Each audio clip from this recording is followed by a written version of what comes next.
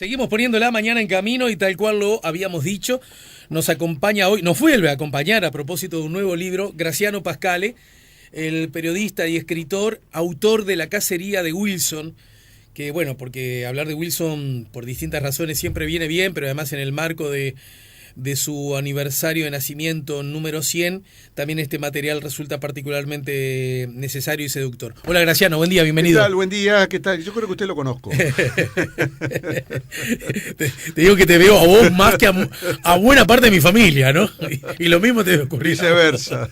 Bien, hay naturalmente que algunos de los contenidos del libro ya los vamos a abordar, pero hay un asunto que a mí, yo creo que te lo he comentado ya, que me llamó mucho la atención cuando caí en la cuenta que una de las más emblemáticas y seguramente mejores fotografías de Wilson, es a la que está de brazos cruzados con su bombacha de campo, ¿no es cierto? Con un gesto, bueno, tan típico de un increíble seductor, ¿no? Es en el marco de una entrevista que vos le hiciste a Wilson, sí, una vez recuperada la democracia, por supuesto, y él ya luego de su prisión, ¿no es cierto? Contanos, vos hablas del libro, pero hay una fotografía preciosa de ese momento, sí, en el que estás tú, en el que está Wilson, y danos un detalle de ese momento. Mucha gente que está escuchando seguramente la recuerda, es esa foto que está de brazos cruzados de bombacha, que se ve el fondo del campo de él. Y es una instantánea, una foto, las típicas fotos de recuerdo que uno se saca durante la grabación de un programa que hicimos con Wilson salió al aire en el año 1988. Canal 12, ¿no? En Canal 12. Salió al aire, no, en el 1987 salió al aire. Salió en Canal 12 un ciclo que se llamaba Protagonistas, que yo hacía, un ciclo cada 15 días que salía al aire, que daba muchísimo trabajo. Ahora con las nuevas técnicas de edición esos programas uno los hace prácticamente uno por día si quiere, pero en aquel momento era muy engorroso el mecanismo de la edición. A mí se me había ocurrido más un formato que implicaba mucho cambio de escenario, de locaciones, como se dice también, y una de las locaciones que elegimos para filmar fue justamente la estancia de Wilson, en Castillo, allá en Cerro Negro. Y la productora del programa es hoy el gerente que ocupa un importante cargo en Canal 12, Alexandra Morgan. Era la productora de piso de las entrevistas. Que es la que tomó la foto, ¿no? Tomó la foto. Yo había llevado yo tenía en esa época una cámara Pentax MX. Los que les gusta la fotografía quizás recuerden de la época predigital, ¿no? De las fotos con rollo, sí, que había que revelar. Y era una máquina bastante buena y yo le tenía mucho cariño. Después, en uno de los tantos robos que uno sufre en la vida, desapareció y la verdad que me dio mucha pena. Yo había llevado esa cámara en fin, para tomar fotos de recuerdo de la entrevista, ¿no? Y entonces estábamos por empezar a grabar con Wilson. Yo estaba con el micrófono en la mano, Eduardo Ruiz, que era el camarógrafo, estaba por empezar a filmar, y yo le digo a Alexandra, ¿te animás a sacarme una foto con Wilson? Y Wilson estaba así de brazos cruzados esperando que dijeran, estábamos grabando, yo estaba con el micrófono mirando así, él mirando a la distancia, sacamos la foto y una de las tantas fotos que uno saca de recuerdo. Cuando fallece Wilson, el 15 de marzo del año 89, del año, sí, digo bien, estamos preparando, 88 en realidad, estamos preparando 88. Yo me casé en el 89, por eso son episodios que van de la mano, porque además yo conocí a mi esposa en la misa del primer mes de Wilson, por eso se me entreveran las fechas. Mira. Claro. Wilson fallece en el 88, la misa del primer mes de Wilson es en abril del 88 en la iglesia de Cordón, y yo conozco ahí a mi esposa y me caso en el 89. Bueno, cierro el paréntesis. Estábamos preparando la edición especial de La Democracia, donde yo trabajaba con motivo justamente de la muerte de Wilson, un número especial, en fin. Y estaban buscando Juan Francisco. Allá en 18 y. Claro, en Río Branco. Y Wilson Ferreira. Y Wilson Ferreira, en el edificio Lapido. Estábamos preparando la edición. Juan Francisco Fontoura era el secretario de redacción. Estaban buscando una foto para la tapa. Y bueno, aparecían fotos, una, otra, se descartaba una por un motivo, otra por otro. Y digo, che, ¿vos sabés que yo tengo una foto con Wilson en casa que la saqué el año pasado porque habíamos grabado el programa en el 87? Es un Wilson diferente, está de bombacha, mirando así, no sé cuánto. Una foto bastante diferente, única. Y dice, anda a traerla. Entonces salí corriendo para mi casa, la llevé al diario, a la redacción del semanario, y quedaron todos sorprendidos, porque realmente la foto es muy llamativa, es muy diferente. Y bueno, decidí, obviamente, me cortaron a mí de la foto, obviamente, como corresponde. Pero para mí fue un gran orgullo, además fue un gran orgullo que la eligieran. Y cuando, bueno, a partir de ese momento, bueno, el programa, repito, había salido al aire el año anterior, pero claro, era una imagen fugaz en el programa, en fin, no había ningún registro fotográfico específico, no es como ahora que uno puede congelar el cuadro, digamos, de una filmación digital y que queda como una foto, con la calidad de foto, no era, esa época la tecnología no permitía hacerlo. La cuestión es que después de eso, yo que conservé la foto y el negativo de la foto, que además el negativo fue el último negativo, era el último negativo del rollo. Entonces, incluso el extremo exterior del fotograma, del negativo, quedó como borroso, porque era el último. O sea, fue una foto de una gran suerte, además, porque casi no sale, o sea, porque, repito, fue la última parte del rollo. Y yo conservo el rollo, la primera copia de la foto, si se quiere. Y después, cuando en los aniversarios de Wilson, yo publicaba la foto en las redes sociales, y mucha gente se sorprendió, digamos, de asociar esa foto icónica de Wilson con un Pascale joven, digamos. Por lo menos con menos canas, con ¿no? Menos canas. Con más pelo no diría, porque una cosa en la que la naturaleza ha sido compasiva con vos, que no ha permitido que se te cayera. Cambió de color, mucho, ¿no? Cambió de color, por lo menos mucho. Así que sí, es así. Y te agradezco porque además es una historia que poca gente conoce. Claro. Y que vale la pena. Porque además me imagino los editores, claro, porque no solo que, imagínate en esas circunstancias, qué foto de Wilson elegir, sino que esta tenía el atractivo de mostrar mucho de Wilson, lo resume bien, pero además es una fotografía que hasta el momento era inédita. Claro. Así que era perfecta para Era perfecta y además mucha gente, además, como esa edición de La Democracia, la tapa por lo menos fue en un papel muy especial, papel brillante, papel coteado, en fin, no sé cómo se llama técnicamente. Mucha gente la tomó como un póster, digamos, ¿no? La recortó y la Bueno, desde ahí en más yo me animo a decir que se transformó en una de las fotos icónicas, de las tantas que hay, ¿no? Sí, incluso después algunos dirigentes políticos la usaron en sus campañas, recuerdo su propio hijo, Juan Raúl, la usó en una campaña de la lista 19 también. Nunca estuvo Wilson tan cerca de la muerte durante sus 11 años de exilio como aquel 18 de mayo de 1976, cuando las primeras horas del día fueron secuestrados Elmar Michelini y Héctor Gutiérrez Ruiz de sus domicilios en Buenos Aires. La decisión de sus amigos Juan Ezequiel Tito Soares de Lima y Ezequiel Schwegel de trasladarse hasta su establecimiento La Panchita, a 200 kilómetros al sur de Buenos Aires, fue providencial. Al mismo tiempo que regresaba Wilson y su familia a la ciudad, la policía se dirigía a allanar su domicilio, seguramente con la misma intención que tuvieron los secuestradores de Selmar y el Toba. ¿Por qué elijo este arranque del capítulo 11, La muerte al acecho, de un libro que a propósito habla de muchas de las peripecias de Wilson? Bueno, el propio título del libro, La cacería de Wilson, da impronta de qué va la mano. Primero, para decir una cosa que vos tenés, Graciano, y que creo que ya sabés que forma parte de tu acervo, y es la buena calidad de la pluma con la que contás historias, ¿no? Es algo que... Gracias. Igual a esta altura yo creo que tenés la obligación de saberlo, ¿no? Bueno, me he ganado la vida con esto. Bueno, no, lejos de la pedantería, como cierta objetividad acerca de lo que uno más o menos entiende que hace con cierta calidad. Te agradezco y bueno, la verdad que hice una forma de vida contar historias y ese párrafo en particular que tú elegiste con muy buen ojo además, pretendía, creo que por lo que tú decís lo logró, no solamente retratar un momento, sino digamos, ponerle el clima del dramatismo del momento, ¿no? Esa expresión nunca estuvo más cerca de la muerte, ¿no? Porque hay un asunto que... Porque lo querían matar, ¿eh? Porque cuando uno habla de Wilson, naturalmente eclipsa tanto Wilson, con todo derecho, ¿no? Porque así era su personalidad. Extraordinaria, una figura extraordinaria. Que de pronto no nos impide, y yo creo que materiales estos también ayudan a ver el terrible momento que le tocó vivir a la República y a la sociedad uruguaya en su contexto, ¿no?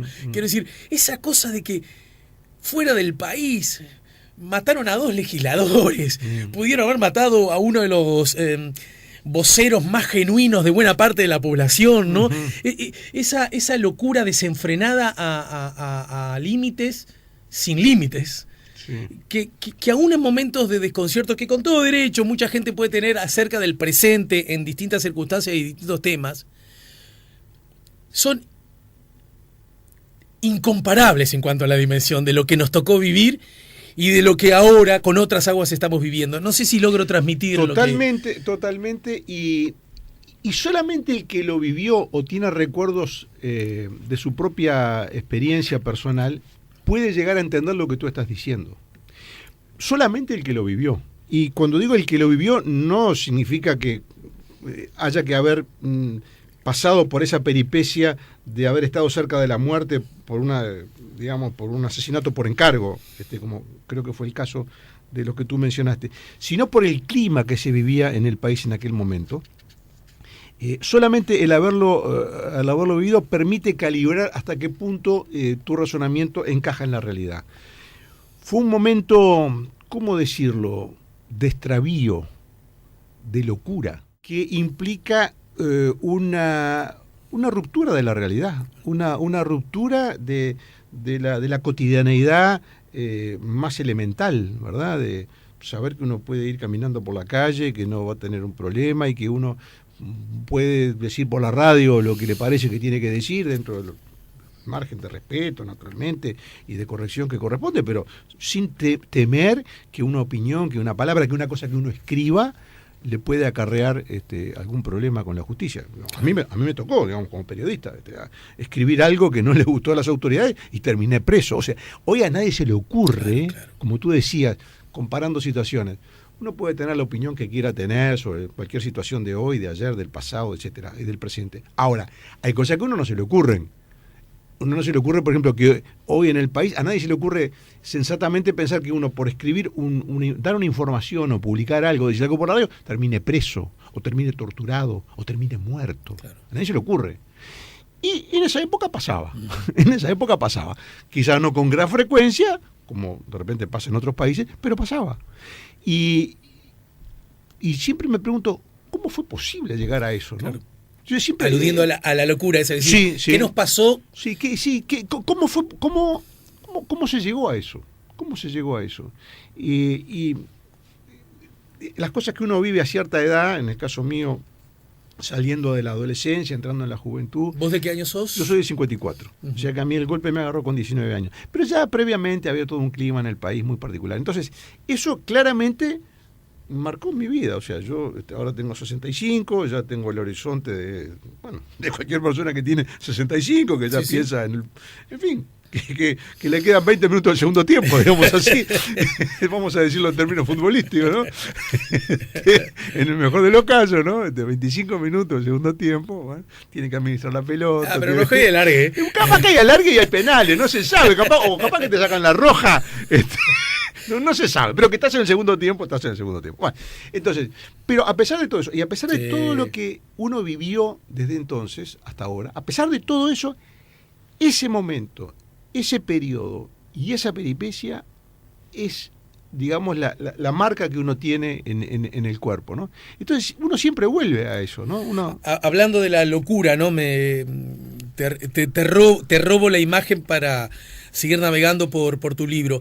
Retrocedo en capítulos y en el tiempo y vamos al capítulo 9. Locuaz colaborador de sus captores, el tipógrafo Héctor Amodio Pérez, de 35 años, compareció el 13 de junio de 1972 ante el teniente segundo Armando Méndez para responder a un interrogatorio que encabezó el expediente matriz de la justicia militar, que culminó con el procesamiento y la posterior prisión de Wilson.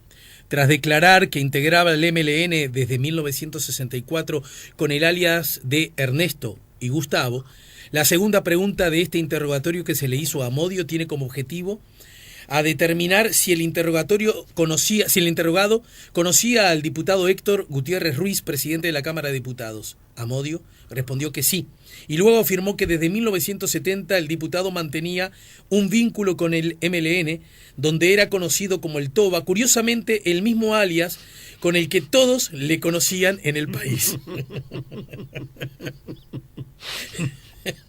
Para hacer un alias secreto era un poco estúpido, ¿no? Eligieron mal. Sí. También le atribuyó a Gutiérrez Ruiz haber colaborado en la venta de libras esterlinas y lingotes de oro robados por el MLN el 5 de abril de 1970 al empresario Julio Mailos. Otro tupamaro compareció el mismo día ante Armando Méndez y aseguró haber mantenido una reunión con Gutiérrez Ruiz junto con otros compañeros de la organización en un local de la calle Constitución. Continúa. ¿Y por qué elijo esto? Bueno, primero para dar cuenta de tu pluma, a través de elogio, además Y la investigación también, ¿no? Pero quiero decir, una investigación que en manos de una buena pluma permite la ironía, permite el filo, ¿verdad?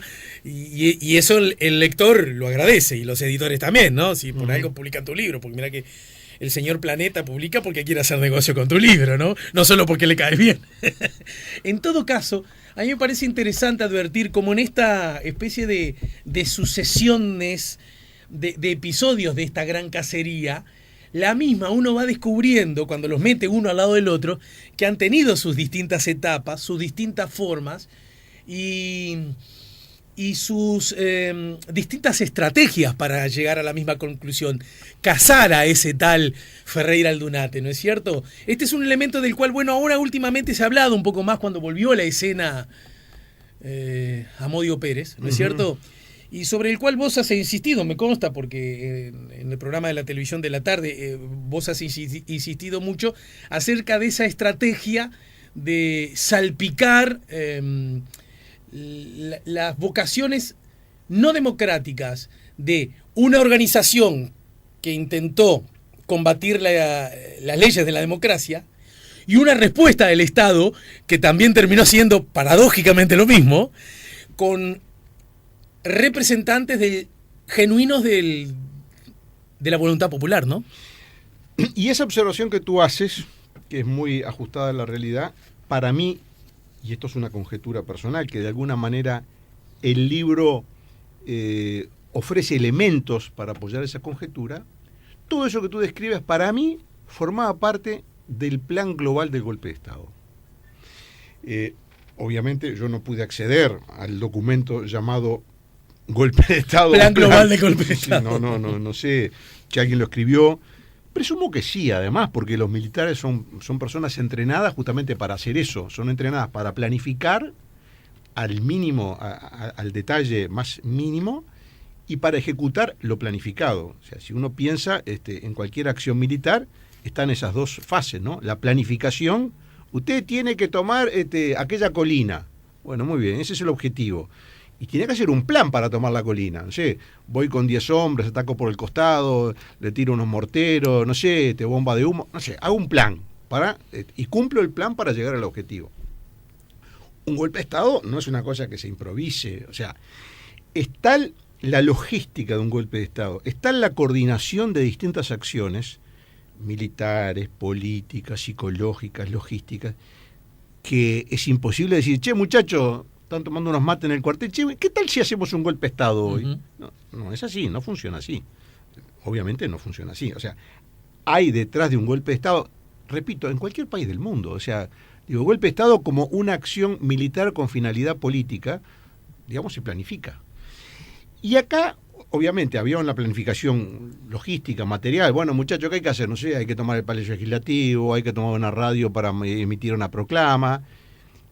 Hay que engañar a la gente, hay que hacerle creer que vamos a hacer una cosa diferente a la que vamos a hacer en realidad, hay que hacerles creer que somos de izquierda. Entonces la izquierda se queda tranquilita, sacamos unos comunicados, decimos que vamos a hacer la reforma agraria. Estás hablando del 4 y 7. Estoy hablando de febrero, que ahora se cumplió un nuevo aniversario, ¿no? El febrero amargo. Ahí está, del libro de título de Vasconcellos. De Amílcar Vasconcellos, el ex senador. Vamos a engañar un poquito, si la gente no, entre comillas, como dicen los muchachos del barrio, no se aviva de cómo viene la cosa. Y cuando quieran acordar, ya va a ser tarde, Porque la gente va a estar diciendo, no, porque los militares son buenos, fíjate que van a hacer la reforma agraria, fíjate que van a nacionalizar la banca, van a combatir la corrupción, no sé cuánto. No son tan malos los militares, en fin, después de todo, en fin, somos aliados, podemos ser aliados, el uniforme, todo lo mismo. O sea, no hay mucha diferencia, somos todos, en fin, qué sé yo, la clase obrera, los militares, los estudiantes. Bueno, eso también formó parte, obviamente, de la planificación. Eso no fue casual. Y la otra cosa, bueno, tú señalabas anular el elemento militar de los Tupamaros, que ya estaba anulado, digamos, neutralizado. Y lo otro, que para mí era el objetivo más difícil de lograr, y que lo lograron, era neutralizar la acción de los líderes democráticos. O sea, ellos tenían que neutralizar a la izquierda, llamémosle entre comillas, militar, tenían que neutralizar a la izquierda, entre comillas, político-sindical, con los comunicados constitucionales, y tenían que neutralizar a políticos no de izquierda, como Jorge Valle, como Wilson Ferreira. Tenían que neutralizarlo, porque eran los únicos líderes civiles capaces de oponer una resistencia frente a no una resistencia militar, obviamente, pero una resistencia de opinión pública frente al golpe. ¿Y cómo lo hicieron? Bueno, con Jorge Valle, con aquella famosa campaña de la infidencia, que ahora un libro de Ronzoni demostró que era todo mentira. Sí, estuvo Ronzoni, escritores a mano, y ahora en este enero volvimos a pasar esa grabación. Demostró que era todo mentira, lo pusieron preso a Jorge Valle en octubre del 72, y ya quedó ensuciado Jorge Valle. ¿Cuánto demoró para salir de ese pozo? Terminó de presidente de la República, pero fue duro. Y el otro era Wilson. Entonces, ese interrogatorio que tú decías, que tú leías una parte de Amodio Pérez, que se prestó muy solícitamente a todo ese tipo de cosas, más otros que no los nombro porque yo tuve la precaución, pese a tener todos los nombres, tuve la precaución de militantes tupamaros que no eran muy conocidos, que no tenían un nombre en la sociedad. Me parecía que ponerle el nombre no aportaba nada. Sus amigos, si ellos viven, o sus hijos, o sus parientes, iban a quedar con una información que eran muchachos jóvenes en esa época, en fin, formaron parte de una corriente que había. Me pareció una decisión personal que tomé, la consulté con la editorial. Yo solamente nombro con nombre y apellido a quienes salieron del anonimato y se mantuvieron en la opinión pública durante todas estas décadas, ¿no? Amodio es uno de ellos, no es el único, pero es uno de ellos. A esos sí los nombro porque me parece que si ellos se expusieron públicamente durante todos estos años y no volvieron a la vida privada, bueno, tienen que estar expuestos a esas cosas, ¿no? Hago esa salvedad porque tú leías el interrogatorio de Amodio, después leías otro es cierto, que donde no hay nombre. Y repito, es una persona que no interesa el nombre, no aporta nada y es... yo siempre trato de ponerme en el lugar de la otra persona. Yo cuando escribo, cuando hablo, siempre trato de ponerme en el lugar de la otra persona, y si no hay un motivo de interés público que justifique mencionar nombre y apellido, me parecía que no le agregaba mucho. Son todos uno atrás del otro y todos con el mismo objetivo. Es decir, el objetivo de esos interrogatorios es vincular a Gutiérrez Ruiz con los Tupamaros y a través de Gutiérrez Ruiz vincular a Wilson. Obviamente. Entonces, hice esta larga introducción para poner uno de los ejemplos que a mí me permiten afirmar que sí había un plan deliberado de acusar falsamente a Wilson, de convivencia con los Tupamaros, para neutralizar su liderazgo político y su capacidad de ofrecer resistencia cívica al golpe de Estado. Por eso se llama la cacería, porque claramente los otros líderes, fíjate vos, no es casualidad, ¿dónde estaba Sereñi? Estaba preso. Claro. Estaba preso. A Jorge Valle lo pusieron preso, pues lo soltaron, pero había quedado, digamos, fuera de combate en términos de boxísticos. Y Wilson se fue. O sea, quedó... era incompatible que Wilson estuviera en Uruguay libre con ese tipo de prédica que tenía. Por lo tanto, se allanó el camino. Por un motivo o por otro, se allanó el camino. Cuando se instala la dictadura, la capacidad de reacción de la sociedad se había amortiguado tanto que, salvo la manifestación del 9 de julio, ¿te acuerdas? Sí, claro. A las 5 de la tarde. Que, yo estuve ahí, terminé adentro de una, me acuerdo, en una tintorería terminamos cuando salimos corriendo, en fin, que empezó la policía allí a dispersar. Terminé en el interior de una tintorería, no sé, por la calle Canelones o Maldonado, por ahí, o Soriano, una de esas calles. Bueno, pero ya está, o sea, hubo una toma de la CNT, como se llamaba en aquella época, tomó algunas fábricas, en fin, pero se terminó. O sea, el 10, 11, 12 de julio el país había retomado un funcionamiento más o menos normal. No había cámara, no había parlamento, después intervino la universidad. Obviamente había una censura de prensa que impedía que, en fin, circularan ciertas informaciones. O sea que yo diría que de febrero a junio se preparó el terreno. Y la cacería de Wilson formalmente comienza antes. Yo por eso tú señalaste la lectura, el expediente contra Wilson empieza en democracia. Es decir, el expediente que la justicia militar inició para pretender demostrar y probar que Wilson era un tupamaro o aliado de los tupamaros, empezó en democracia, empezó en junio del 72, si no me traiciona la memoria. Y muchos años después, para en todo caso transitarlos hay que leer el libro, vamos al capítulo 16, bajo el título El interrogatorio, que subraya la orden que tenían los oficiales y el personal subalterno del cuartel de Trinidad de no dirigirle la palabra a Wilson. Solo se dejaba de lado cuando éste hacía alguna pregunta o solicitaba algo. En esa situación las respuestas eran escuetas y se limitaban a dar la información estrictamente necesaria. El interrogatorio al que sería sometido Wilson, que se incorporaría al expediente de la justicia militar, demoró más de lo que inicialmente se había previsto. Lo que retrasaba el comienzo de su audiencia era la ausencia de los abogados defensores, los doctores Rodolfo Canaval y Uruguay Tourné, que habían sido... Uruguay Tourné, que en todo caso recordemos, es el tío de la actual senadora del Partido Socialista, ¿verdad? Así es, a que habían sido intimados telefónicamente por el coronel Ramírez en más de una ocasión para acompañar a Wilson en el momento de la declaración, llegaron a Trinidad cuando faltaba un cuarto de hora para la medianoche. Wilson los recibió en medio de un estado de euforia, según recuerda un oficial que prestaba servicios en la unidad esa noche. A los abrazos anunciaba que pocos días después del interrogatorio sería puesto en libertad e invocaba la palabra que le habría dado el juez mientras aguardaba la llegada de los abogados. Eso generó un intercambio de miradas. La sorpresa se reflejó en el rostro tanto del juez como del jefe del cuartel y los abogados manifestaron cierta incredulidad. Con el paso de los días, el entusiasmo y la esperanza darían paso a la realidad. Su prisión se prolongaría hasta el momento en que ya no fuera más necesaria, como admitió después. Bueno, después el desenlace que todos conocemos, que fue liberado, digamos, sin escatimar ningún decoro. A los pocos días, casi podríamos decir a las pocas horas de producida la elección, ¿no? Como él dijo, hasta que fue necesario que estuviera preso. Lo digo porque, bueno, habla de otro eslabón de esa larga cadena, ¿verdad? Que tiene que ver con su prisión al regreso de su largo exilio. Bueno, vos das cuenta de todo eso. Es más, agrego, porque no quiero terminar este encuentro sin subrayar la imponente fotografía de tapa y contratapa, ¿no? Sí, ese es un hallazgo también.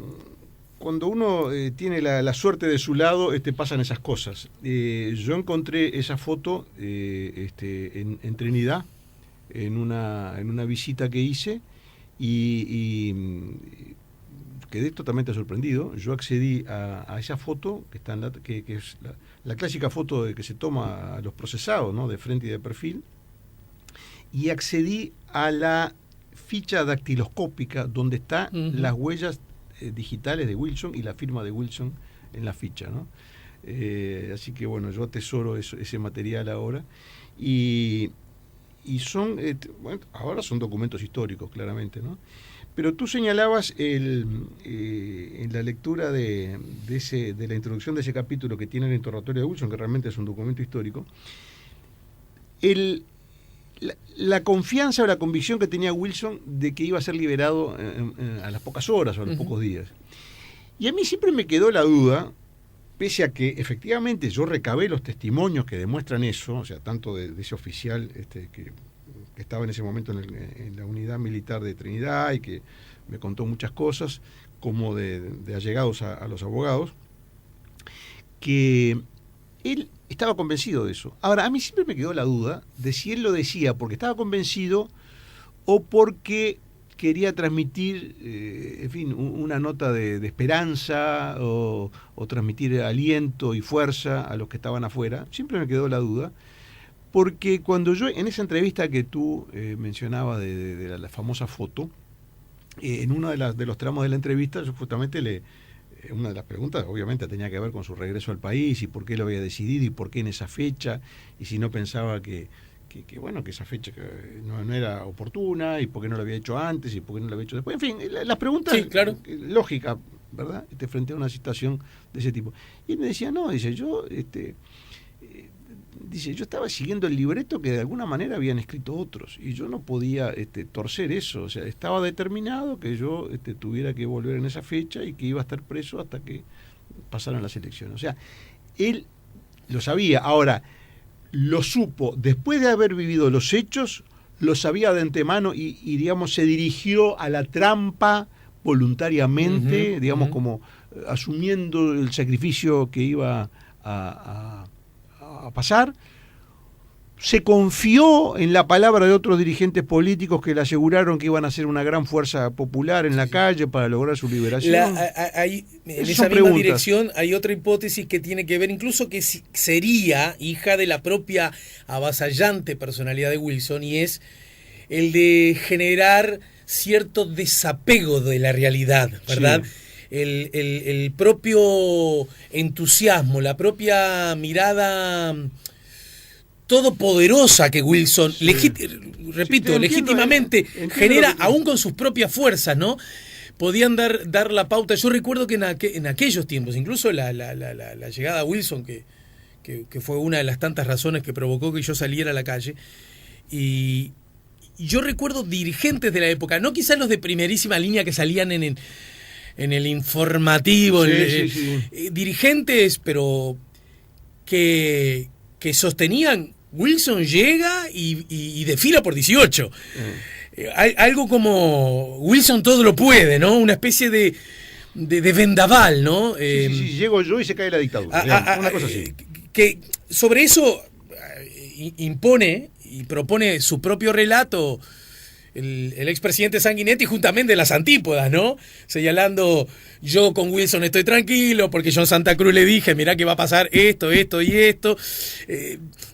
No dejan de ser miradas, y además hay cosas contrafácticas que nunca se podrán comprobar porque no ocurrieron, ¿no? Sí, pero en definitiva lo que uno tiene que terminar mirando son los hechos. Y los hechos. Entonces los hechos ocurrieron como dijo Sanguinetti que iban a ocurrir. Exacto. Ahora, al final del libro, yo me pregunto, digamos, el autor se pregunta, digamos, en realidad, si Wilson cometió errores, si él sabía que eran errores, si él confiaba en que esas acciones iban a cambiar la realidad.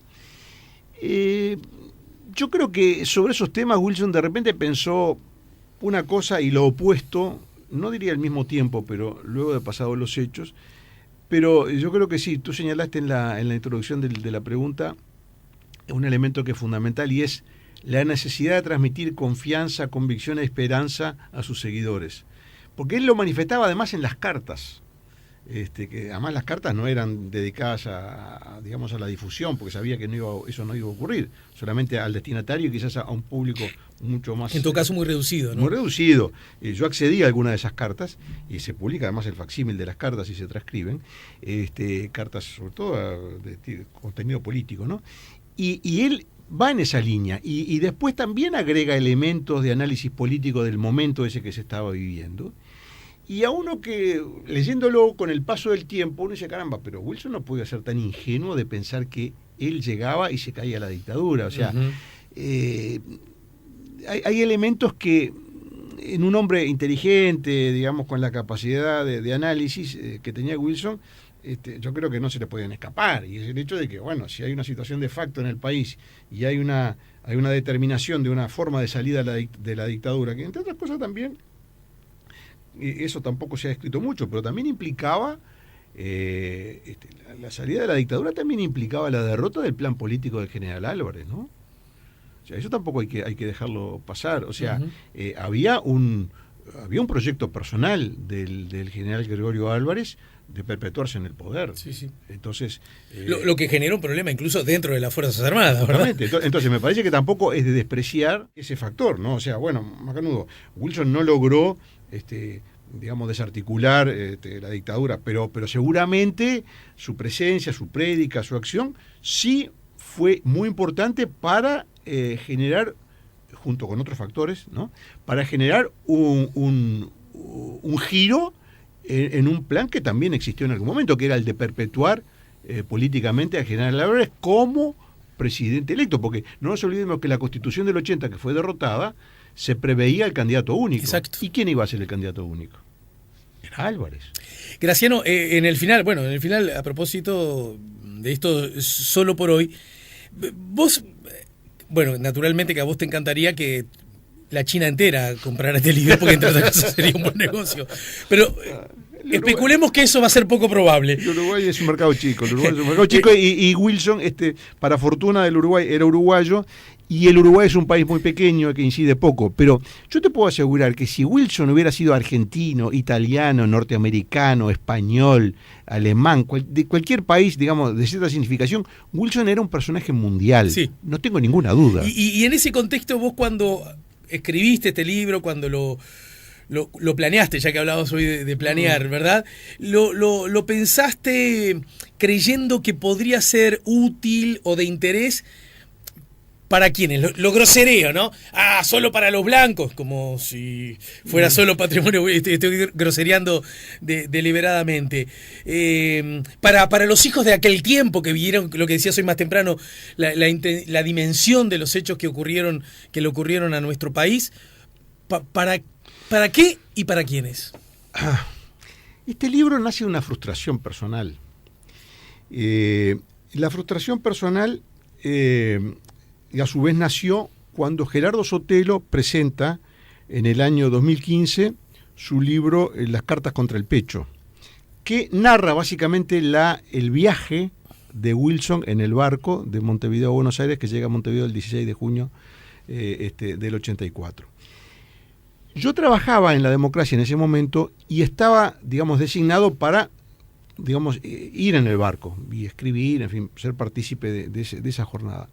Simultáneamente yo había recibido una invitación para visitar Estados Unidos, una invitación que hacía la parte, digamos, cultural de la Embajada de Estados Unidos, el Departamento de Estado, en fin, que tiene un programa para periodistas, para jóvenes periodistas en aquella época. Y me coincidían las fechas y yo había asumido ya el compromiso desconociendo la fecha, obviamente, de la llegada de Wilson, y después era muy complicado desarmar todo. Yo había asumido ya un compromiso. No se te dio decir, Wilson, podés llegar un poco más tarde, no se me dio, la fecha. O decirle al gobierno de Estados Unidos, muchachos, pueden aguantar un poquito. Bueno. Entonces, y siempre me quedó, digamos, esa ausencia de la peripecia del viaje. Además recuerdo muy bien el momento, yo estaba en Boston ese día, leyendo el Boston Globe en una plaza de Boston, leyendo la noticia de la llegada de Wilson, ¿no? Diciendo, caramba, yo tendría que haber estado ahí. En fin. Y siempre me quedó aquella idea, yo un día voy a escribir sobre ese viaje. O sea, un día voy a hacer ese viaje literario. Siempre lo pensé. Y de hecho comencé los trabajos de investigación allá por el año 2001 por ahí. Y empecé a hurgar y hablar con uno y hablar con otro, y hablaba con gente de la Marina y con gente del Ejército y buscaba datos y todo. Y era una reticencia y un cerramiento y una cosa. Digo, ¿qué pasa con esto? ¿Qué pasa? Y habían pasado ya unos cuantos años, ¿no? Habían pasado 15 años. ¿Y por qué la gente no quiere hablar? Y la verdad, desistí. Porque no había conseguido la cantidad suficiente, el volumen suficiente de información como para hacer algo que, digamos, que justificara el trabajo. Y cuando Gerardo saca el libro, y yo me frustro, porque digo, caramba, este era el libro que yo quería haber escrito, porque además Gerardo estuvo en el viaje. Sí. Digo, bueno, ¿y qué es lo que queda? ¿De qué no se escribió una línea? Desde el momento que sube el helicóptero hasta el día que lo sueltan. De eso no hay escrito nada. Y dije, este es el libro que yo tengo que escribir, porque además no hay escrito nada. Entonces el libro empieza cuando sube el helicóptero. Digamos, la primera escena tiene que ver con él.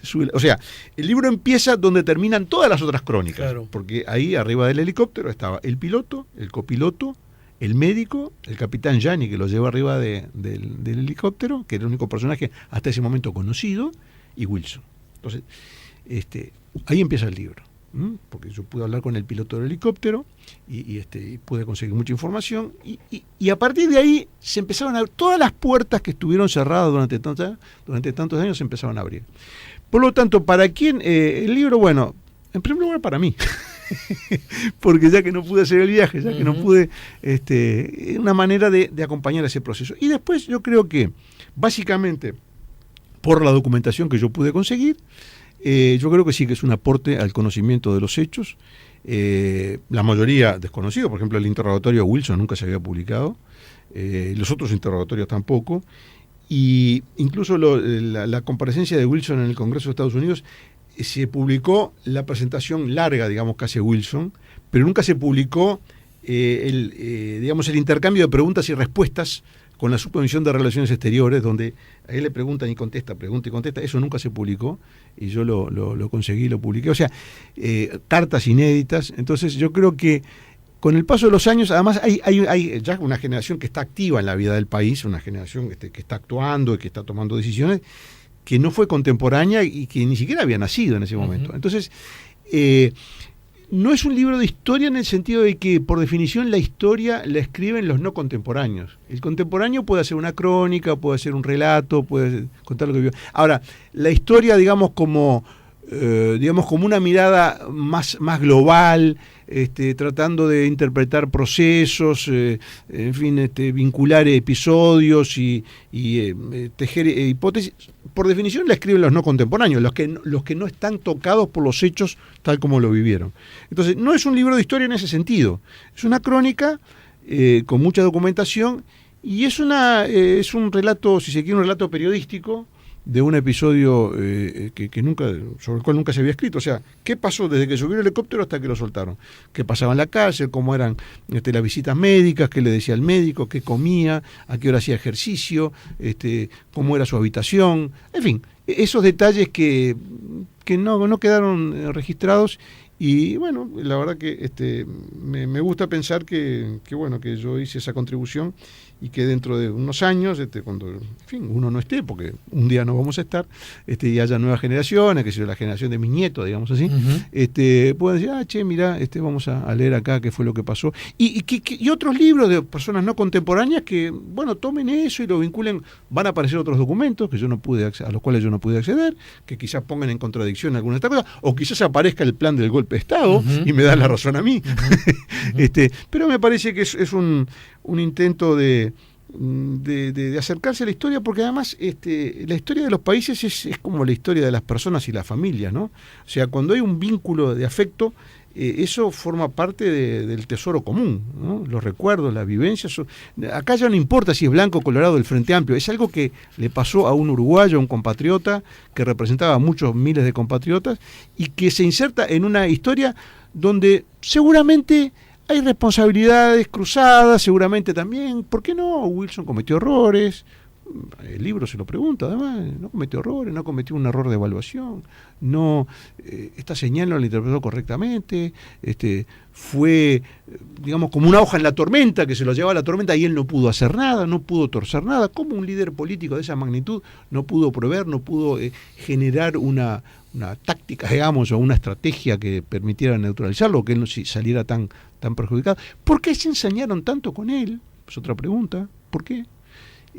¿Qué tenía Wilson que hacía que mucha gente de muchos partidos y de antes de la dictadura tuviera problemas con él?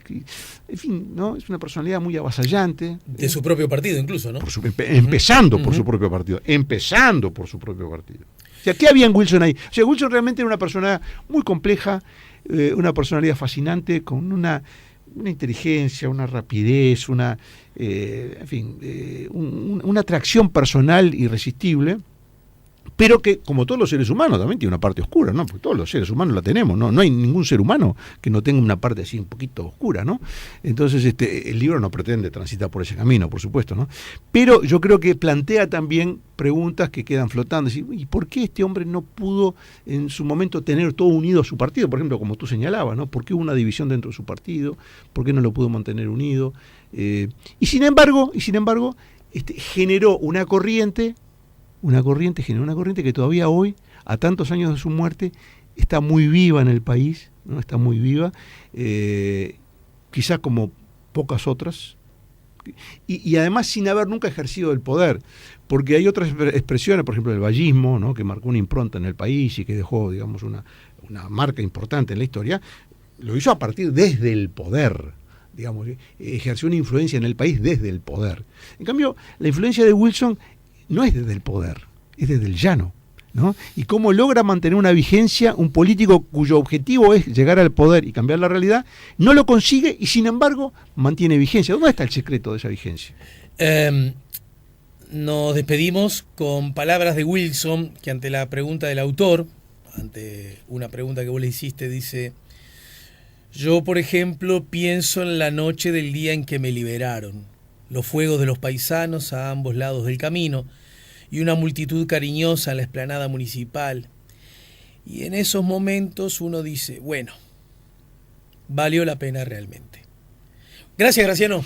Muchas gracias a ti, pasé muy bien, muchas gracias. La cacería de Wilson Graciano Pascale nos ayudó a poner la mañana en camino.